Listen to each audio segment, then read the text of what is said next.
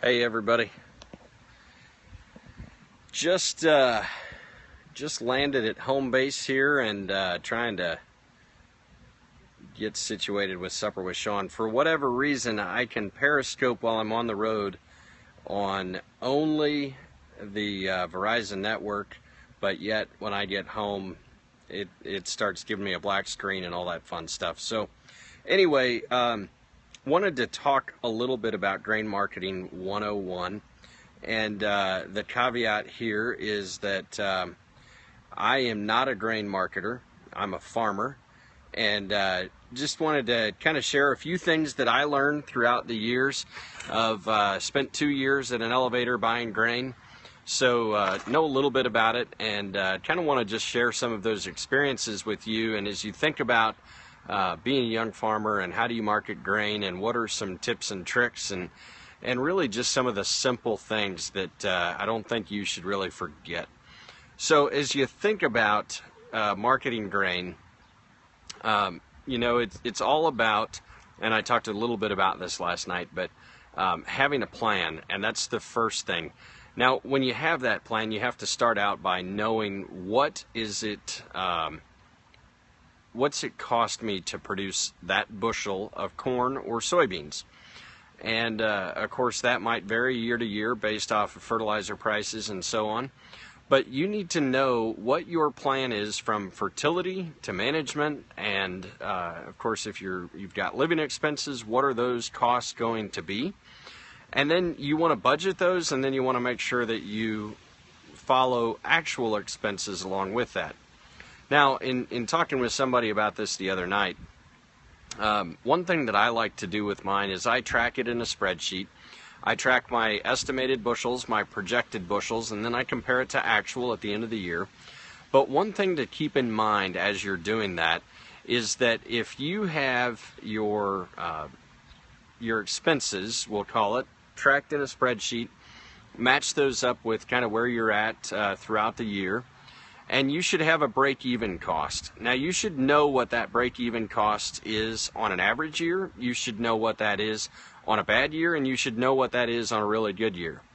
So take your APH, get your number in place, and know what your bare minimum break-even is. And you'll want to know that for corn and soybeans.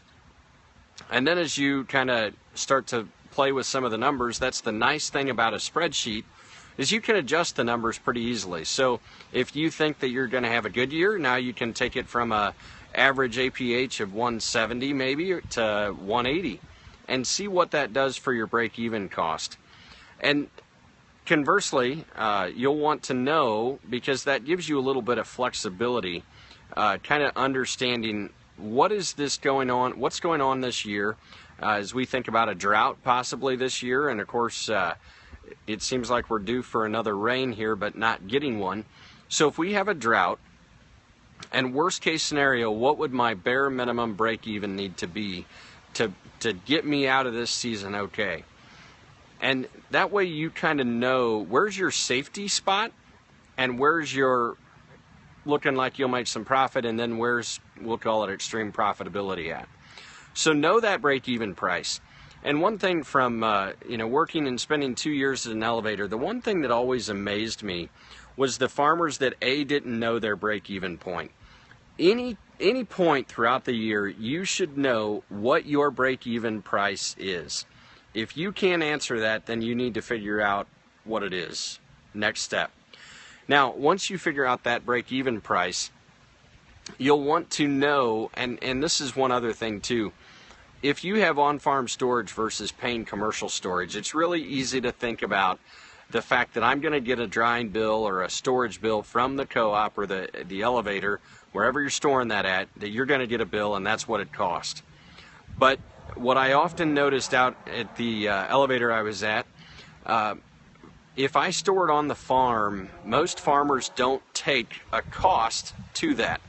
So I would encourage you to make sure that you're figuring a cost associated with the electricity, the storage space, because that bin has a depreciation value to it. It's got a capital asset value, and you've got to have a replacement cost in there as well. So know and understand what your cost of storage is Plus, it's going to take time to put that corn in the bin, take it out, and if you've got to move it or do whatever, you're going to have those costs associated with that. So those are also important costs to take into account. Now, granted, it's probably not going to be quite as expensive as the elevator uptown, but you still need to calculate that cost so you know what storage costs are going to be on your farm versus commercial storage. So if you don't have a spreadsheet, there's plenty of resources out there that you can get spreadsheets. University of Illinois, FarmDoc, Iowa State University, they have spreadsheets out there as well that can help get you started on that. But I would encourage you that if you don't know your break even, get that figured out, because that's going to be step number one in determining your marketing plan. Once you know your break even, from there you can start selling grain and work your way up. And you always, of course, want to try and sell the rally. Don't sell the decline or the bearish market. So, a few things to think about tonight as you get into grain marketing and what to do and what's best for you. By all means, I am not a grain marketing expert. I'm just talking from experience.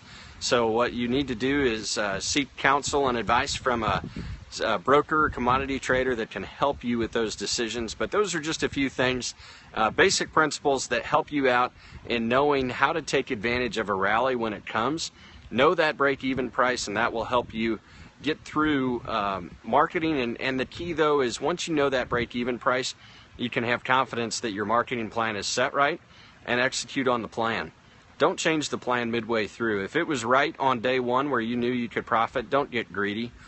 Because inevitably, when I would answer the phone at the elevator and the guy's wife would call, and we were buying corn for $1.85 at that point, and she would call and she would say, he told me to get this price, and we were a couple cents away, but she's like, you know what, just sell it.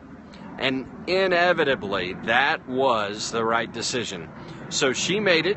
She was willing to take the blunt from it, but the next day the market would be down a nickel, and she saved him 3 cents. So, it's one of those things that we get emotionally attached to that.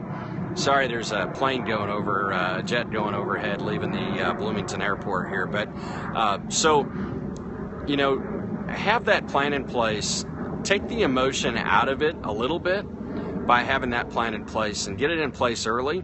And, as we think about this market rally, think about how you're going to protect a 17 crop. At what price will you start protecting that? Because it's important to think a little bit ahead, too. And, we work on the law of averages, so you're going to have to work on the law of averages yourself. But, know where you need to be.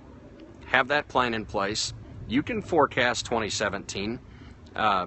Use conservative numbers, but you can forecast 2017. Work with a broker if you want to start really managing risk and playing options. Talk to people. I know Bill talks about following people on Twitter. Utilize the information database that we have available to us online, and then reach out and talk to a friend that might do some trading. Get their opinions, work with somebody that they know, but certainly ask for some of that advice, because those people are all great assets to help you in your grain marketing plan. So again, just a few tips and tricks that I've learned and experienced over the past few years, as well as my experience at the grain elevator, and something to think about tonight as we kind of consider drought of 16 and how this season is shaping up, and where do we want to sell our cash grain at, and what do we need to be doing to market and manage our risk. So with that, thanks for watching Supper with Sean. We'll catch you tomorrow night.